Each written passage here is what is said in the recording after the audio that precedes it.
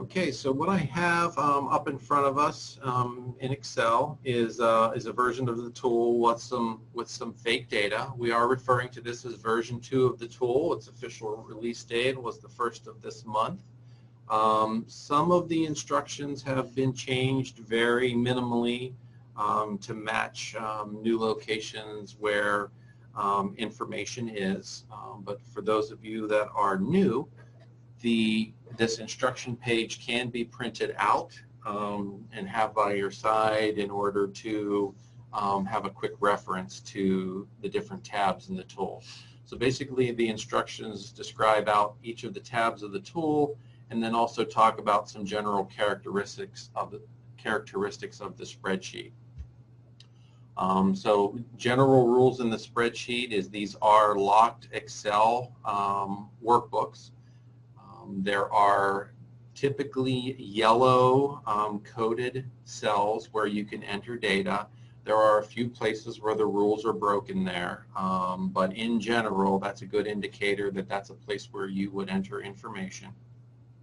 If you click on a cell and you can't enter data, or Excel yells at you and says this is a locked cell, that means that that's a spot where you shouldn't be entering data. So we'll talk about that more specifically as we move through the tool.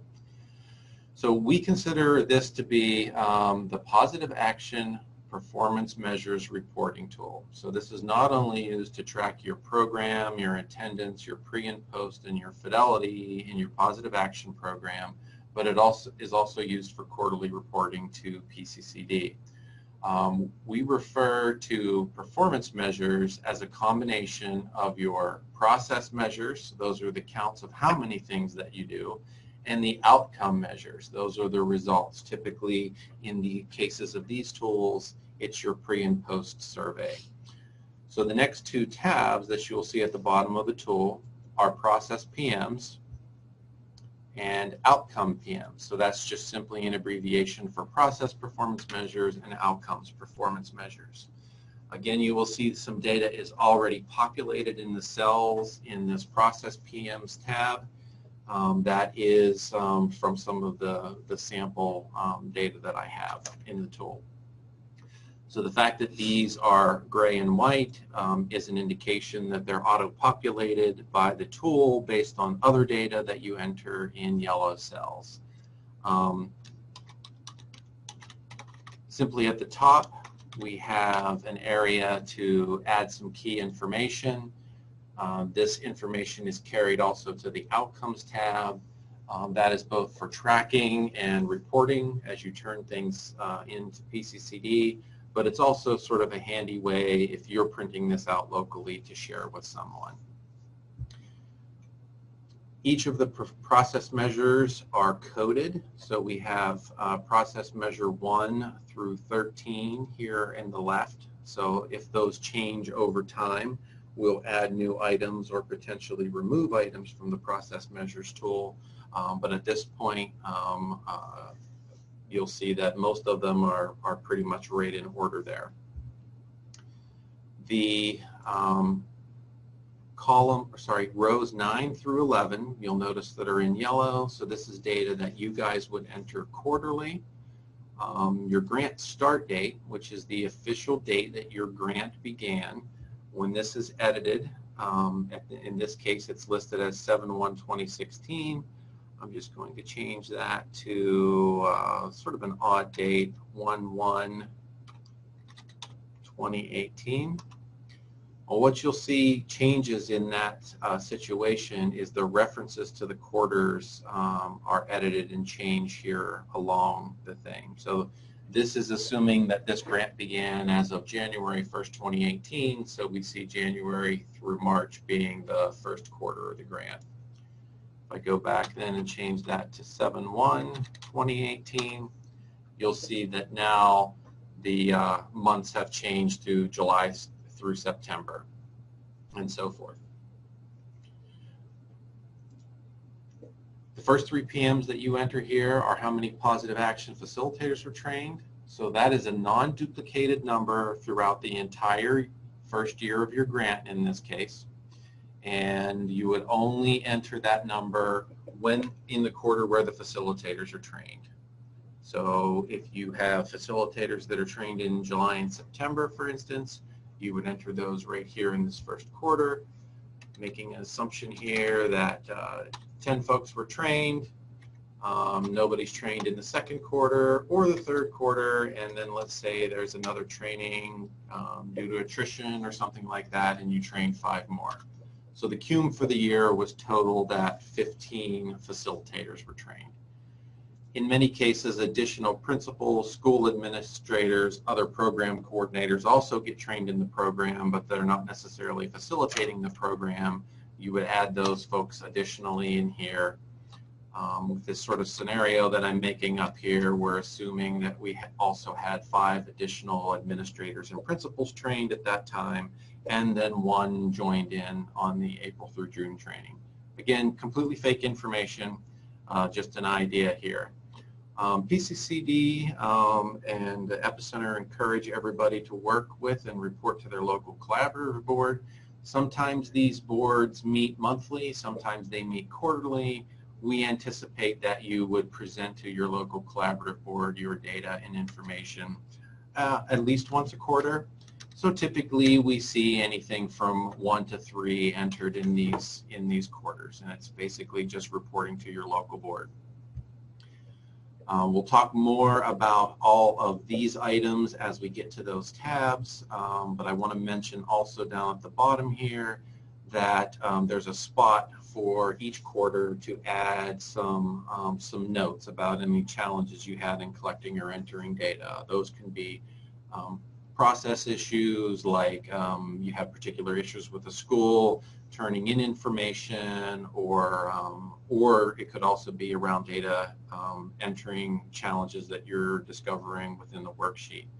You would also not only put those in there, but that's a sort of a placeholder for you, but you could also share that information with Janine and or I as necessary, and we would be able to help you out if we're dealing with technical difficulties. So the next tab is the outcomes performance measures. I'll point out at the top here that this header is all in gray, but you'll see where I had typed Prevention Inc. as the agency on the previous. It's carried through here so that you only have to type it once. Same with the other piece of information where I put the grant start date. So much like the process tab, the quarters are populated here. What we see now is a breakdown of all of the pre and post test changes in the various constructs of the positive action survey. So improved self-concept is a construct within the surveys, and it is based on different questions in the K2, 3 through 6th grade, 6th through 8th grade surveys. So there may be different question combinations that make up that. The top section here in rows 1 through 24 is a summary of all the data below.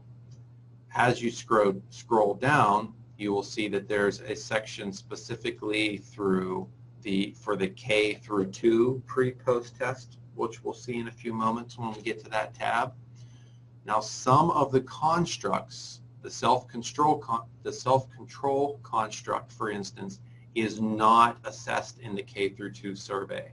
So it is blank here, there's nothing populated, and you'll see that outcome 5 is missing. But wherever things like self-concept, for instance, which is the first construct in each of these surveys, you'll see that you have 28 total change here, 28 total change here, and 1 here. So the summary above with your 28, 28, and 1 is your 57 that you're getting total at the top. So this is a combination of all surveys being done, while below is a breakdown of each of the 3 positive action surveys. Okay, now stepping to the first pre-post test survey tab. Scroll a little bit here to the right.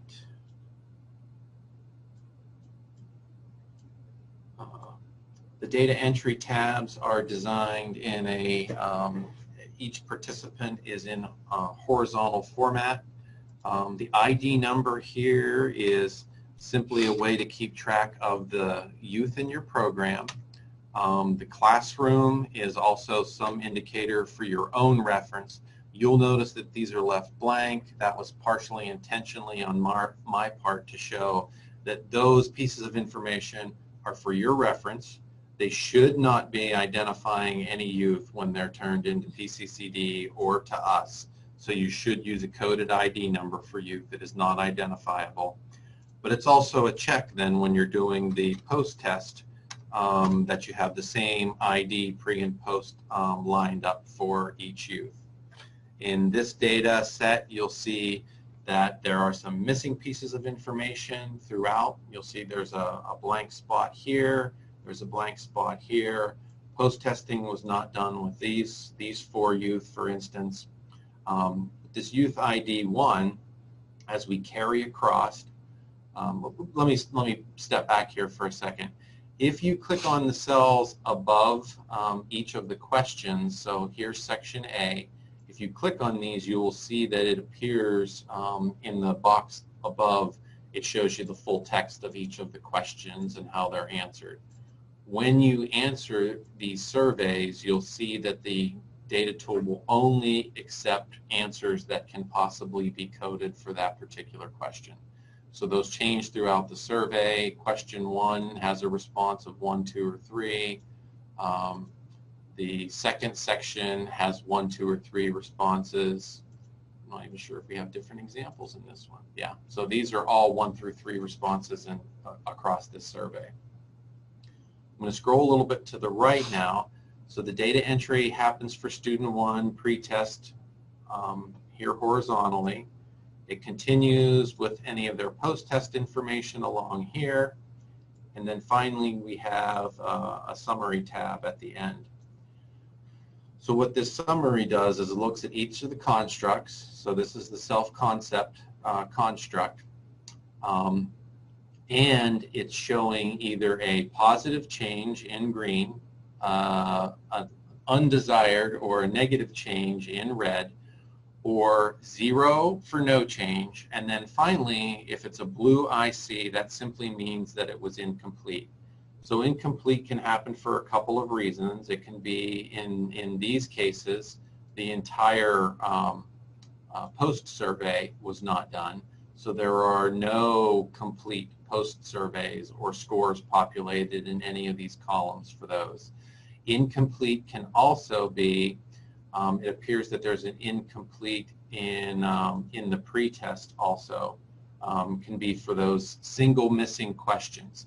So the self-concept construct may be made up of 5 questions. If any of those 5 questions are not answered, we do not populate those scores. That's just to avoid false positives or false negatives. So what you end up with is a summary of all the constructs in this particular survey, and then also a count of whether the pre-test and post-test were completed. So these numbers, when these numbers of changes, these positive changes are adding up, that is your total number of youth that changed positively in that. And then when these totals of these pre and post pairs are counted up, that is your denominator.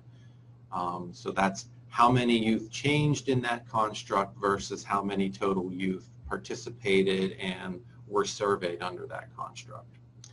So if I jump back over to the Outcomes tab, these are the numbers of youth that change in a positive way, and if we jump back to the Process PMs tab, you'll see the total number of youth that were surveyed. So there were 49 youth that took the K through 2 pre-post in this fake data in the January through March quarter. So there were 49 total pre-post test surveys completed. And then in the outcomes for that same, we see that there were 18 out of 49, 19 out of 49, 15 out of 49. sorry, I was looking at the wrong section, but we were looking at the total section. So we actually had 39 out of the 49 that had improved in self-concept, and that's the combination of all of the pre-post tests across. So your grades 3 through 6 pre-post and 6 through 8 are significantly longer and more extensive. Your youth are a little older here. I won't go into detail about those. They're structured the same as the K through 2 pre-post. One thing to note here, though, is you'll notice that 6th grade is included in both the 3 through 6 pre-post and the 6 through 8. This is to account for 6th grade youth being potentially in an elementary school where they may be taking the same elementary survey with the 3 through 6th graders, or they could be in a middle school environment where they have 6th grade up with the middle schoolers. So that's really depending on your school district situation. The last survey that we have in here is based on the TOCA, which is also used in the PATHS program. We refer to it as the alternate teacher evaluation, but it is an alternative evaluation not required by PCCD, but it was requested by some service providers to have this because they are running other programs where they're using this survey and wanted comparative information. So it is available to use if you like. Back on the EPISCenter site, you'll see that it's listed here at the bottom. These last 2 surveys are the pre and post for that section. As well, we've already seen the elementary survey. Sorry about clicking on that. So we have the elementary survey, your upper elementary survey. Again, they're referenced here as the K through 2, the 3 through 6, and your 6 through 8. So all of these survey tools can be downloaded and used on site right on the same page where the data collection tool is. Okay, I'm going to jump back into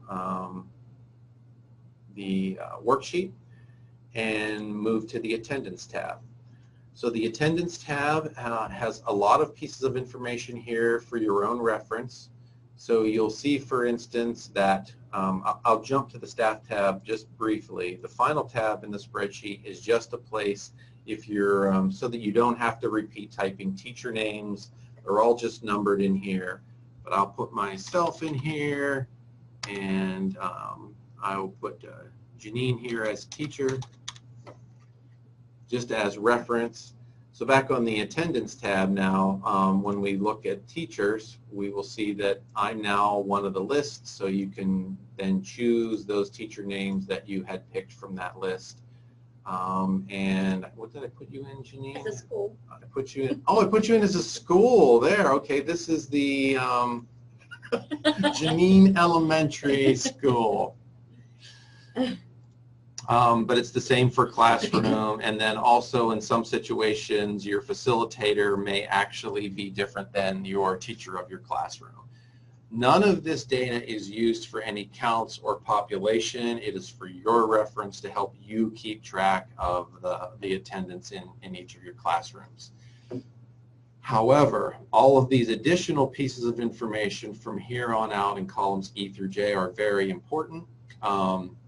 Things are your calculation and population of your total attendance and completion are calculated from here. So your scenario here is just simply I put, you have the choice of choosing from K through 12th grade in your grade box.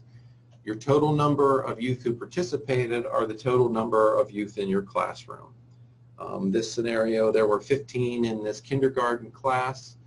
If a youth is added partway through the curriculum, you can change this number to 16, for instance. But if a youth is to leave, you wouldn't want to remove it. So this is the total number of youth who participated in any positive action lessons during this period of time. Youth that received minimum dose, if you point at the cell at the top, you'll see some instructions based on that. According to the Positive Action Developer, if you're doing the K through 6 curriculum, it's a minimum of 48 lessons. So if any youth of those 15 youth who have had 48 or more would be considered completed, and you would enter that total number here in the youth received minimum dose column. For the 7th through 8th grade curriculum, there's a minimum of 31 lessons expected. So this next column shows how many lessons were taught. I think this is pretty conservative. I'm only showing the slightly over the minimum in most of the grades. I did put one example in here where this is now the 7th and 8th grade curriculum. There were 30 youth who participated, but 0 of the youth completed because in that particular classroom, only 30 lessons were done. It did not meet the minimum 31 lesson threshold, so it was impossible for any of the youth in that class to have completed. This information from the attendance tab is populated back on the process tab.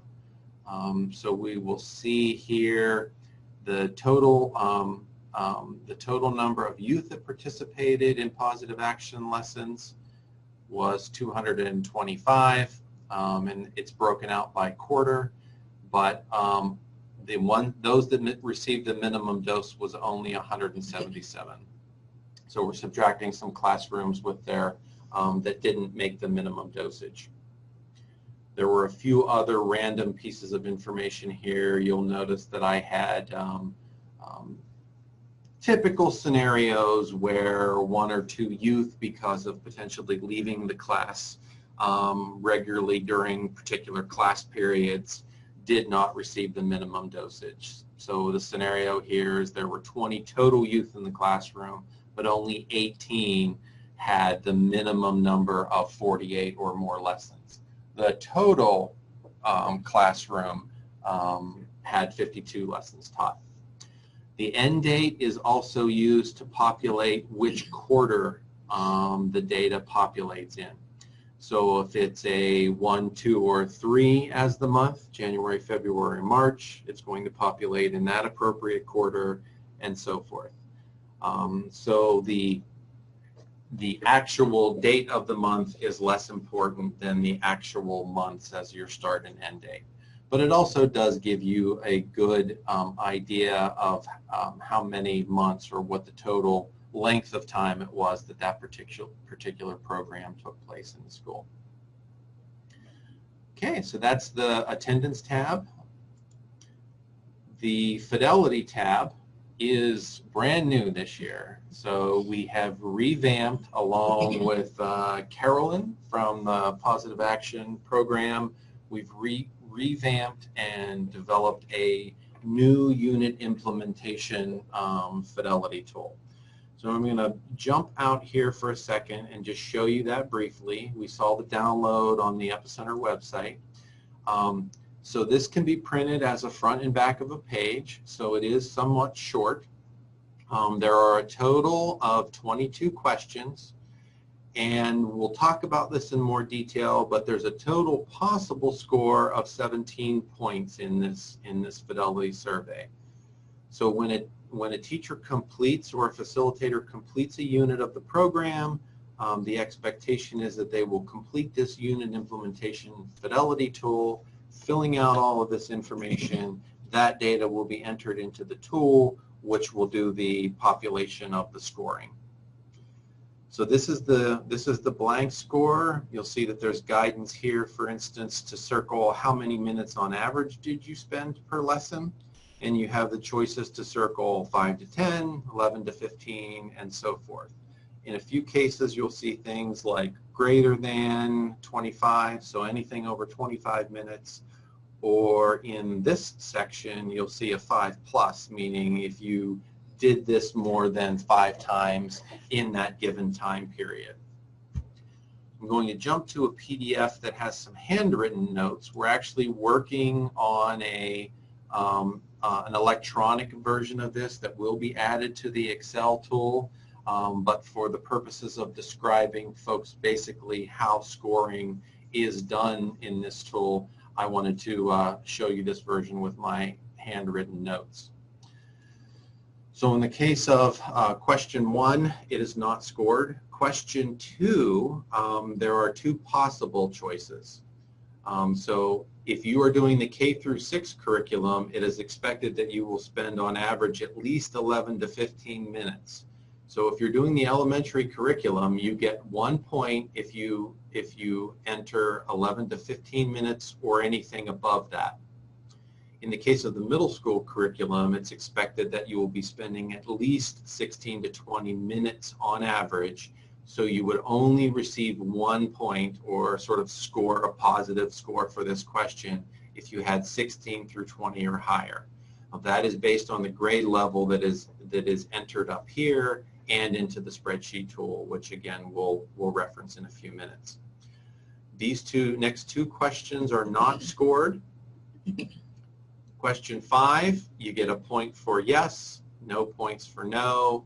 The additional information of your different potential types of core curriculum that you might be doing, we are tracking those for sort of a greater understanding of how this is integrated with core curriculum, but we're not scoring whether or not you check reading, language arts, math, science, or any of those.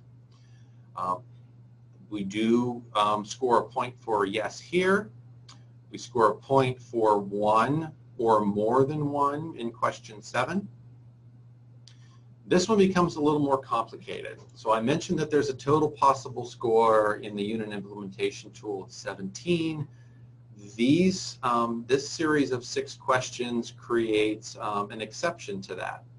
So in some cases, these things are not applicable. You aren't using reinforcement stickers either because of grade level or your curriculum kit that you receive does not have these supplies. So in those cases where any of these questions 8 through 13 are not applicable, you would want to choose not applicable as opposed to any of the scoring. So if it's not applicable in your situation, not grade level, we don't have that curriculum kit that has those types of supplies in it, you would choose not applicable. However, if you have those things and they were not used, then you would mark 0. If you mark 0, there are no points scored then as far as fidelity to the program. However, if you do words of the week, if you gave out 1 or more words of the week cards and you choose 1, 2, 3, 4, or 5 or more, you would receive 1 point for any of those items. So I'll show you that directly in the spreadsheet, some examples of that in the scoring. This next section is very easy. In these cases, about average or above are scored a 1. The only thing that is scored 0 is if you choose poorly or not at all. And in this section, if you choose not at all, you would not receive a fidelity point, but anything a few times or above would receive 1 fidelity point. And then finally, these last 2 questions are open-ended questions, and they are also not scored. But I will mention these when we get back to the Fidelity tab in the spreadsheet. So sorry about my handwritten notes. Again, there's an electronic version of this explaining all of that will be shared on our website and then also added to an upcoming version edit of the tool. It will be a non-data entry tab. It will be simply a reference tab that will be added to the tool so that there's something a little more succinct rather than these handwritten notes in this PDF file. So I'm going to jump back to the tool and we're going to see some actual examples of that. The blue section at the top is a summary of the data that has been entered below. There's some sample data that's been thrown in here. We have the grant quarter. So that's important to enter based on which quarter of the grant is. That's how the tool knows where to populate that data back on the process tab for your Fidelity The grade level is also important, in particular because in some cases your threshold of how many lessons is based on which grade curriculum you choose. So in these couple of last examples here, you see the K, the 6, and the 7. So receiving a point for the average number of lessons that how many minutes on average that you used in lessons, the points would be scored differently for 6 and 7. So for instance, if my choice had only been 2 here, a point would not be then received, and the score is dropped by 1 above because the threshold cutoff there is for the 6th grade and 7th grade in that particular score.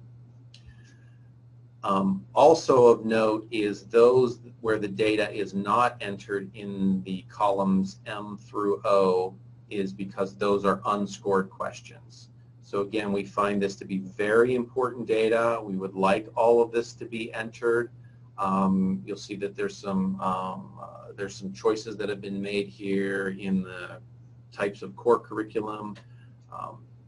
Those are not scored, but it's very valuable information just to understand how that is connected to your core curriculum. So I'm going to scroll down a little further here. This section 8 through 16 is what I mentioned earlier. In the cases where you see 6 entered, that is a not applicable. So anytime there's a not applicable entered, it reduces the possible total score above by 1. So I'm going to go ahead and change a couple of these. Instead of marking it 0, I'm going to change it to 6. And now we'll see we have 3 cases where it was listed as not applicable. So the total score has dropped to 14. So the 17 minus the 3 not applicables gives a total score of 14. Finally, the threshold target for fidelity, as you'll see at the top, is a 75% or higher. So that is around, I think, 12 out of 17 versus 11 out of 17. I think that's where the threshold will cut off, but you'll see the total fidelity scores at the top here. These were examples from our testing. This is a pretty terrible 0% fidelity score, but you'll see also some amazing 100%. Great to see. And then a couple examples that vary a little bit.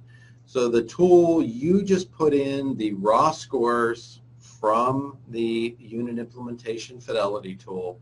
The tool will do the rest. It will give you a total number of fidelity points out of the total possible. Those will all be auto-calculated and then give you a percentage. This is also an important spot for coordinators to take a look at too.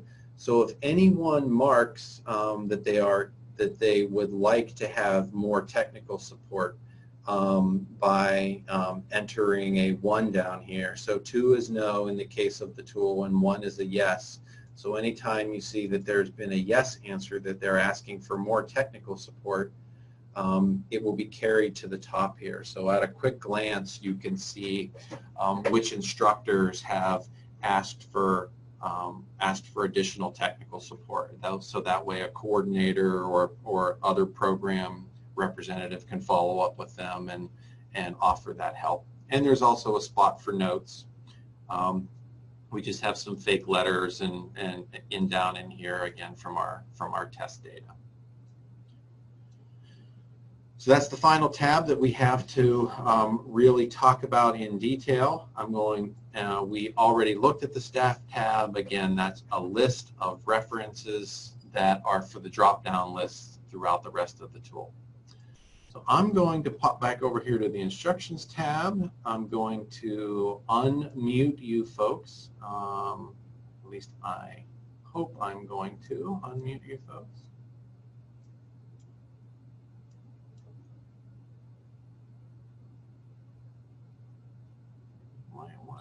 Yeah, I'll do it one at a time here.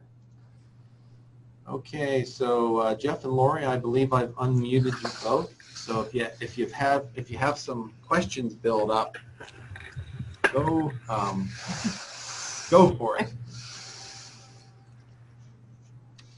I don't know that I have any questions. I'm just a little overwhelmed by the amount of data collection. Yeah, it is significant. So for the Fidelity tab, I'm trying to open this up on my own at the same time. It looks like each teacher will fill this out each quarter. Well, they are going, Jeff, they are going to fill out the Fidelity tool at the end of each unit. So it really depends on, it's not going to be per quarter. Okay. So, you know, I think that's something to communicate to the teachers who are implementing, is that when they're finishing a unit, you know, they will need to do that Fidelity tool. I will say that the Fidelity tool, while it may seem like a lot, has actually been pared down as much as possible. It was a lot lengthier, and we, you know, some feedback, and we were understanding that, you know, teachers are busy, and we wanted to capture as much information on fidelity to the model as possible, yet not overwhelming the teachers with so much. So when you print it, this Fidelity tool for each unit is just the front and back, and you know, shouldn't take much time at all for the teachers to complete and then hand in to you, the coordinator, or whomever will be collecting the data. Okay. So yeah, that makes more sense. At the end of each unit. So for the attendance tab, do I need to go back and ask each teacher to take attendance for each time that they deliver a lesson, or what's the easiest way to get them to track this information? Yeah, we've talked a lot about that. That it's basically left up to the school or facility to follow some sort of internal tracking, whatever's most appropriate for your site. In order to reduce the data burden, we have just these sort of summary numbers in here. Okay. So it does require the school to know, you know, how many youth were in the classrooms for each of these classrooms, and then also track in some way which of those total number of youth that participated throughout the time that they were in the program, how many received that minimum dose. So it could vary, but I think we're finding, or at least when we've spoke with some folks in regards to the implementation of the program, is that it's fairly obvious. So in most cases, unless there's a youth who's been out a significant chunk of the school year, most of them have received the minimum dose if the classroom has met the minimum of teaching the minimum number of doses. Okay. So it doesn't have to necessarily be tedious to a specific point, but a general understanding, you know, if 2 additional youth joined halfway through the 48 lessons, we know that they won't receive the total dose, but it's pretty easy to do the math and say, well, out of the 15 kids, 2 of them came in halfway through the program, so 13 got the complete dosage. And again, unless there was some very significant attendance problems with a particular youth, it can be pretty much assumed that the rest of the youth participated in the vast majority of the lessons taught. Okay. That's a lot easier than I had pictured in my head. I'm thinking, do I have to track if they do 80 lessons, I have to track which kids were there in each of the 14 classrooms? Oh, I was overwhelmed for a sec. Yeah. That's good news. We've started with some iterations of this where we were trying to sort of analyze what lessons were being taught. We do think that that's very valuable information, and we may take some sampling or ask some of the sites who are implementing the program for some sampling of that, because there also is a lot of value in noting what lessons teachers typically skip, do use or don't use, and there's a lot of valuable information there also that influence the greater sort of implementation and understanding of the program, but it's just too much of a data burden to track that closely when you're dealing with a real live implementation as opposed to a research study. Okay, I think I have one more question. I may generate another one. If we go back to the Fidelity tab. Sure. So I was in the midst of typing while you were going through this an email with the sheet to send to the principals to disseminate to the teachers that are doing this program. And I was in the midst of typing. I kind of got lost in my thoughts because, okay, they might not do every single lesson out of Unit 1, for example, and they can jump around. So at what point do they fill out the evaluation from Unit 1?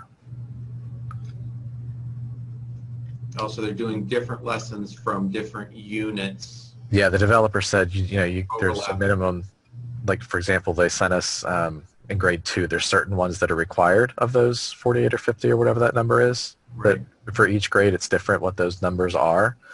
But they encourage them as they see something come up in the classroom and you see that lesson number 76 is going to match up with what you're seeing in your classroom right now. Go do that one. So they're not going 1 to 148. They have the ability to bounce around. So I'm just wondering how they fill this out. I think we would check in with Carolyn just to confirm this. But if I'm understanding how the process works, I would say that when the teacher considers Unit 1 completed, that they would complete the form, even if it overlaps with the other. So in a sense, when they teach the final lesson that they are going to teach in Unit 1, then they would be considered.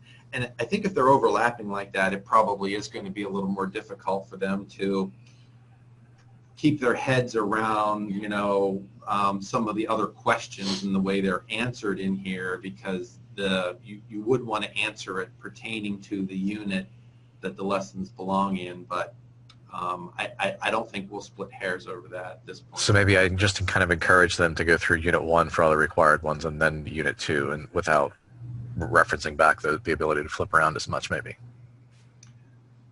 Jeff, let me check with Carolyn on that. I have a call with her in about a week. Okay. So I just took a note to make sure that I do talk with her about that. Okay, and if I misunderstood it, and they're not supposed to, but I think some of the examples she gave said, if you see something on the playground and it fits lesson 148, come back in your classroom and do lesson 148. I might have misunderstood that part, so that might make this easier. But if you can clarify that, that'd be great. Absolutely. No, I will clarify that, and I will let both of you know. Thank you. Our thoughts on that. Yep. Yeah, I just want to make sure we get this information as easy for the teachers and as accurately as we can to report back. So whatever we need to do is fine. Yeah, so we're piloting this new unit implementation tool just this year. So you guys will be the first ones that are using it at all. But we worked pretty closely with Carolyn to put it together, and we tried to keep it very, very simple. You'll see the scoring is incredibly simple. It's either a 0 or a 1. The threshold is 75%. So other than in sort of the beginning of the program where folks are sort of getting up to speed, and the Fidelity tool is really more about helping the person maintain, the facilitator maintain fidelity of the program, not so much as a scoring or a grading system. It is really for program improvement and ongoing fidelity monitoring. Okay, and that's something I can work with each teacher on. I have office hours scheduled at each school every week, so I'll once we get some of those answers back, I'll work with each teacher to help them understanding. And in general, with evidence-based programs, the rule of thumb that we've been using, or sort of the standard that we're using with grantees, is that you do this as much as possible when you're scaling up the program, when folks are doing the program at their first time and they're learning the program, getting familiar with the lessons in the curriculum. And then it drops to 20%, around 20% or less, as sort of a monitoring procedure to avoid program drift as the years go by. Okay. So it's not like this has to be done all the time. At the beginning, it's done at a higher level as a teaching and a check. It's literally a checklist. Am I doing the things that I need to be doing in the program? But then later, it's to monitor the ongoing fidelity and make sure that the program isn't drifting away from the model. Yep. one of the things that I'll just put out there now in terms of a reminder, and Jeff, I don't know if you all had done the pre-tests with the students yet, but just making sure that, you know, that the pre-tests are being done as soon as you are starting, you know, getting ready to start the lessons, and making sure that those unidentifiable sort of ID numbers or values are assigned to, you know, each of the students. We don't want any identifiable information on the students within the data tool, you know, that will be sent quarterly to PCCD and to EPIS. So just as a reminder, you know, making sure that anything identifiable for these youth are removed. Yeah, I was referencing them back to them as you were talking about those to see what was on them for sure. It says student ID number at the top of them, but in the back of my head, I thought if any of them come back and say a child's name, I would just make up a number or put a different number series in for the purposes of the tool. Right. It's okay if they're on the hard copy form accidentally, right? I'm not going to take it back and say, no, undo this, right? Right. Well, for our purposes, what happens off-site and what you guys do and what you need to do as far as that, we recommend coding because if that information is getting sent in any way, it is a little risky for that type of information to be, you know, emailed or sent around in paper copies. Okay. The absolute, you know, minimum though is we're required if we go into eGrants and download the form and we see names, we're to delete that immediately and sort of report out to everybody that there is confidential information that's on the site. So that's our policy, but those IDs don't even need to be in the tool for us. So literally that as long as you're certain that the pre and post are lined up with the appropriate youth, once that's done, the area where that data is can be deleted. Gotcha. Now, so just make it student, you know, classroom 1, student 1 or whatever, some type of a code. And something I didn't mention that I typically do in the beginning of these is that you want to be cautious that there's a difference between clearing data in an Excel spreadsheet cell as opposed to deleting. When you clear data, so if you highlight a chunk of data and you hit the delete key on the keyboard, that's actually a clear. It just removes the data from that tab. If you highlight that and you right click and choose delete in the drop down menu, that is a delete rather than a clear. And typically the way that you'll know that that has happened, I'll show you an example right here. If I right click on this, you'll see that there's a clear contents and there's a delete. If I choose delete, it's going to start asking me some questions here about shifting cells left or right or up or down. If I do this and if I click OK, it will typically, it'll corrupt a lot of formulas and things in the spreadsheet. Okay. So clearing data is different than deleting data in an Excel tool. So just knowing the difference of those. A right click in the menu will show you both options, but if you highlight something and hit the delete key, you'll notice I didn't get asked any questions. That's because it's not moving cell references, it's not corrupting anything, it's just simply removing those responses from those boxes. Okay. But the other delete can cause lots of problems in the tool. And typically you can tell that it's happened because suddenly formatting and things have gone crazy here, as you can see. Things don't line up anymore. It pulled all the zeros from below up to this cell, which is completely not what you meant to do, and it's corrupted everything on the way down the whole tool. So if you start to see things like that have happened, you'll know that you've accidentally deleted instead of cleared contents. And the good news is this little wonderful little undo button up in the top left corner will fix you right up. Or if you hold the control button and hit Z, that also means undo in Excel. You'll see it just fixed everything I accidentally damaged. So a couple little quick Excel tips and tricks there.